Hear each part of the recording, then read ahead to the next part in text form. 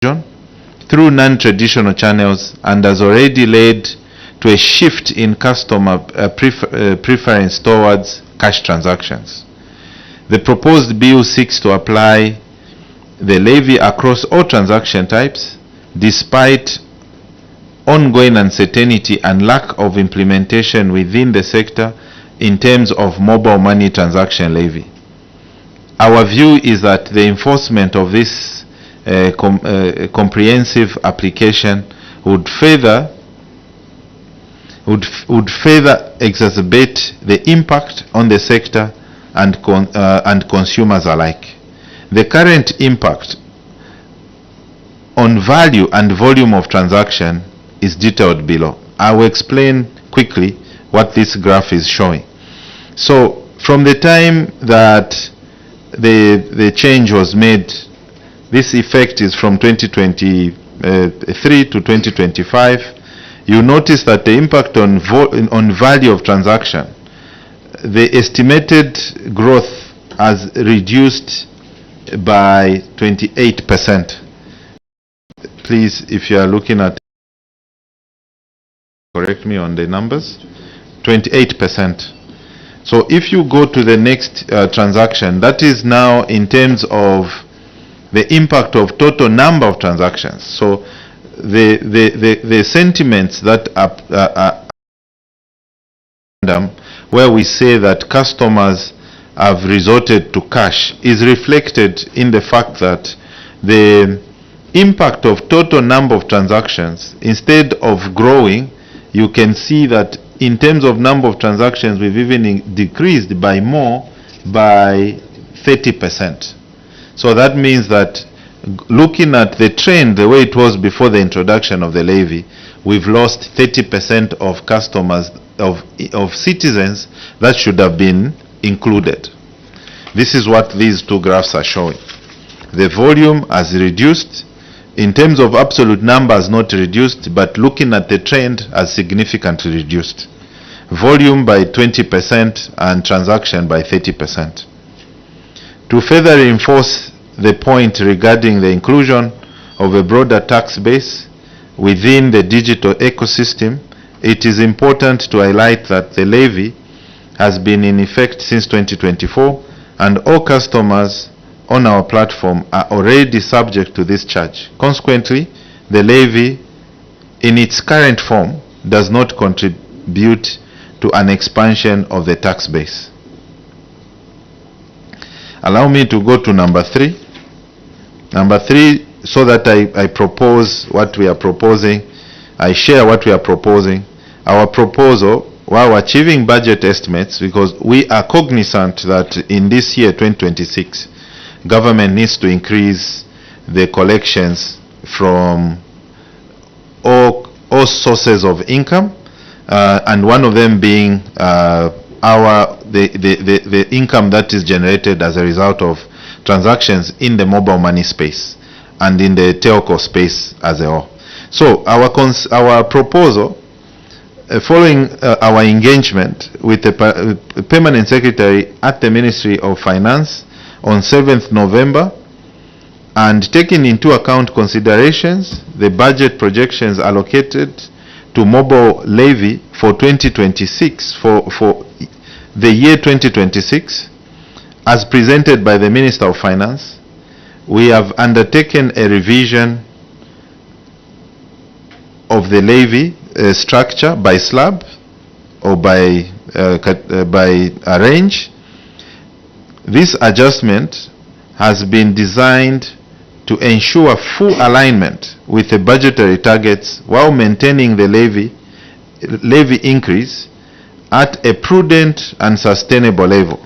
In developing the proposed structure, we have incorporated assumptions of moderate growth in transaction volumes, especially a 25% increase in person-to-person transfers and a 20% increase in betting transactions to drive the indicative pricing outlined below. The proposed levy slabs or the ranges we will still deliver a higher revenue of close to 5% than current in the budget estimates. The slabs, or in other words, the ranges are as indicated below, which are exactly as proposed in the budget changes. So we are looking at 1 kwacha to 150, 150 to 300, 300 to 500, 500 to 1,000. Those we are proposing to increase by 50%. And then the next range is 1,000 to 3,000, which we are proposing to increase by 25%. Then the last batch slab, which is 3,000 to 10,000. This we are proposing that no change is effected on these.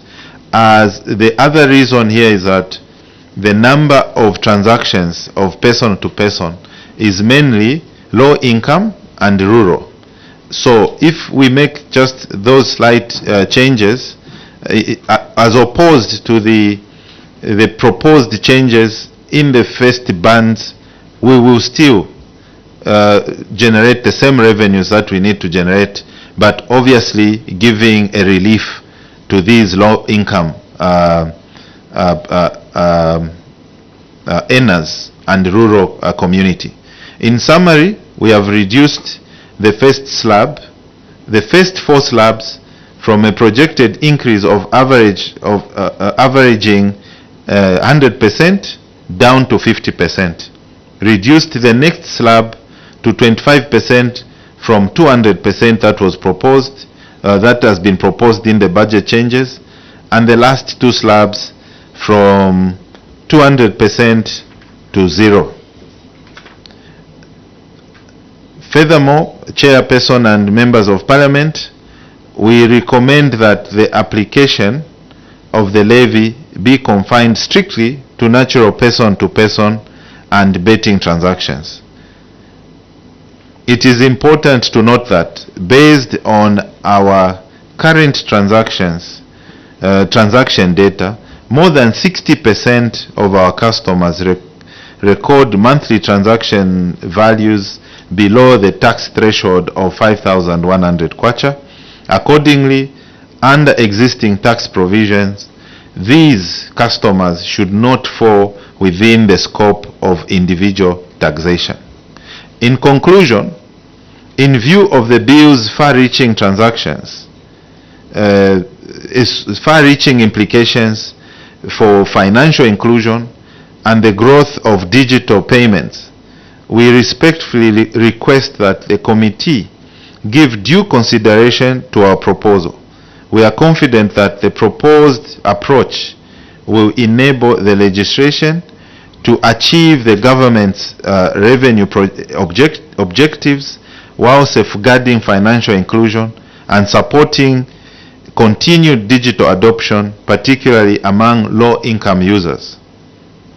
We further believe that our proposal will foster sustainable long-term sector growth, resulting in increased corporate tax contributions, broader income participation, and enhanced fiscal outcomes, all while ensuring the attainment of the projected revenue targets for the year 2026. I submit, Chair and members of Parliament. Thank you. Thank you very much, Mr. Manza, for that submission. Honourable members, any questions on this one? Any questions? Okay. Mr. Manza, if you look at I'm just looking at your proposal now. So if 80% of the transactions are done by the low-income consumers, those who are below the 3,000 kwacha, why then does the association propose to exempt high-value transactions? Why do you propose to exempt the high-value transactions, and yet the high-value transactions are made by the high-income consumers? So in terms of the issues of equity, how do you reconcile on that? Any other questions, honourable members, so that we... Okay, can you respond to that one and then we'll close? Yeah. Okay, if I may answer that one. Yeah. I think how we looked at it is, as I said, the transactions, most of the transactions that are the lower band, and we wanted to balance it. So government already has a projection that they have put into the budget. We don't want to come in between that and say we cannot achieve this, we need to totally remove it. It's virtually almost impossible, right? So government still needs that revenue. The only way we can achieve that revenue is by increasing, but at a lower level on the lower bands. So it's not substantial. So for instance, the lowest band we are increasing by 8 ingwe. It's not so high.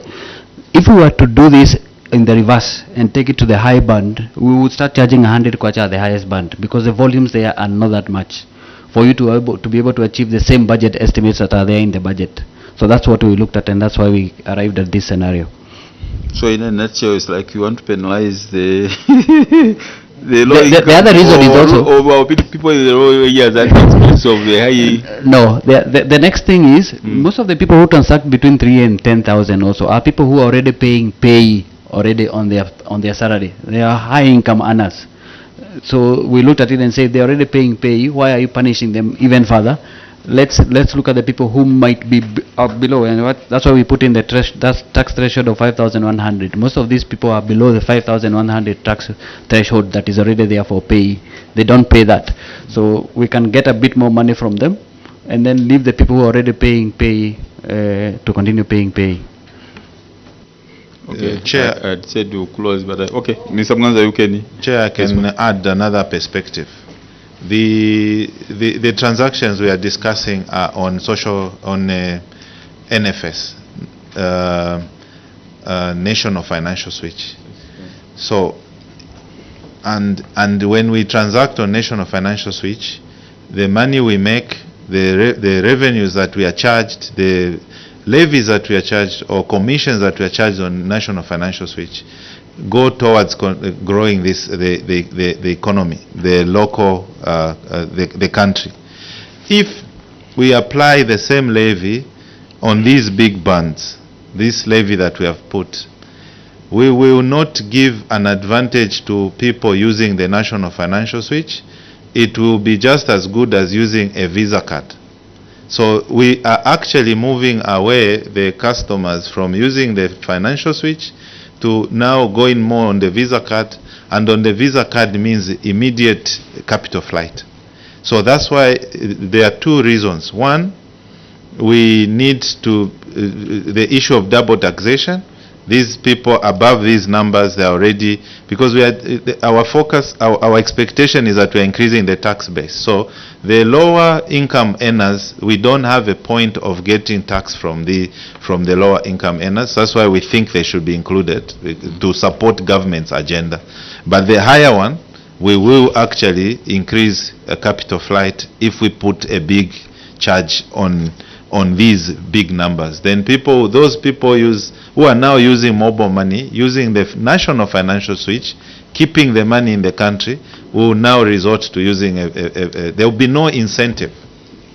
That's why we think that this band should also be, we should consider removing them from this increase. Thank you. Thank you. Honorable Nyinenda, did you have a question? Okay. Though he seemed to have been partly answering, I want to state that in Zambia, this tax has just been introduced this year. All this time, there was the enjoyment of, almost free, and we had to call upon the minister and ask him why he had failed to implement it the previous year. And now, it has just started. Before it even blooms, there's a new, introduction of another tax. Would you have been comfortable if at all we allowed first the market to grow and then an introduction is done for the tax? And I don't want just a straight yes.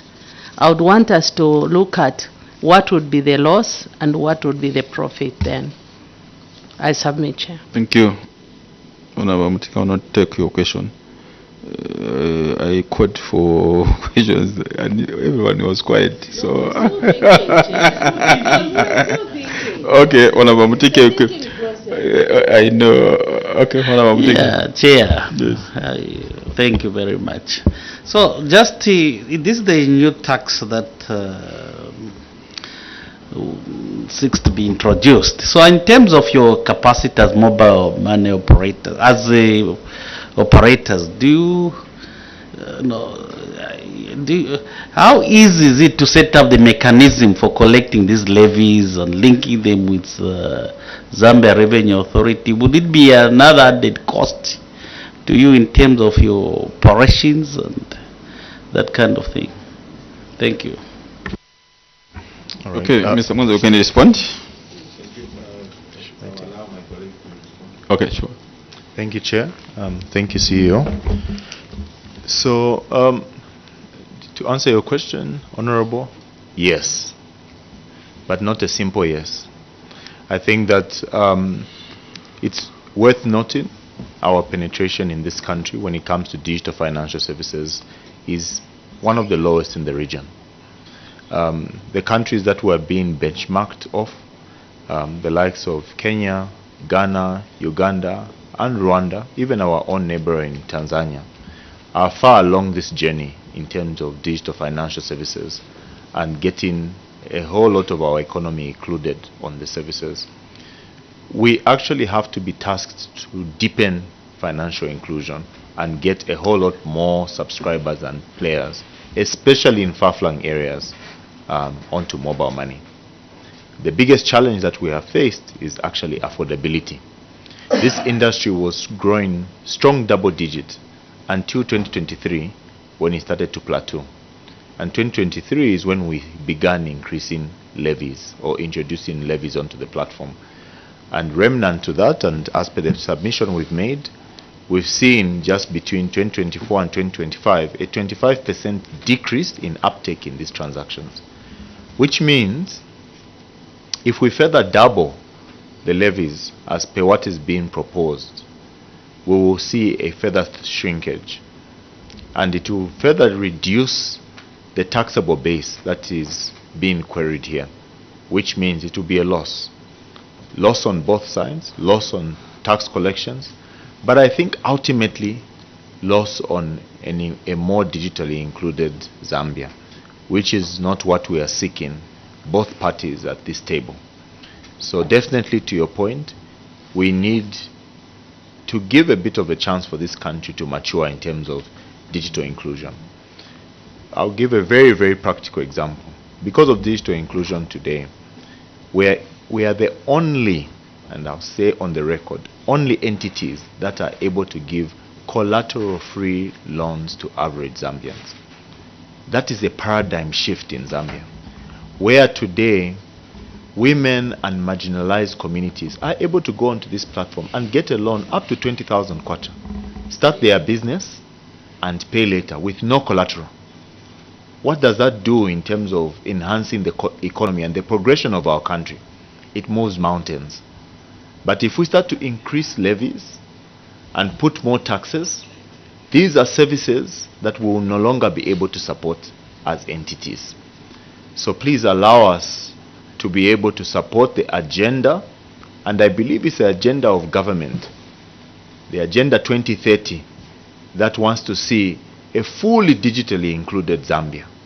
And these are the strides that we are making today, and pleading that we do not tax this economy into a perceived prosperity. I submit. Thank you. Maybe I can then answer the second question. In terms of how long does it take? I mean, once the Gazette notice is out, it will take us just about 7 days because we have to configure the system, just make sure everything is working correctly.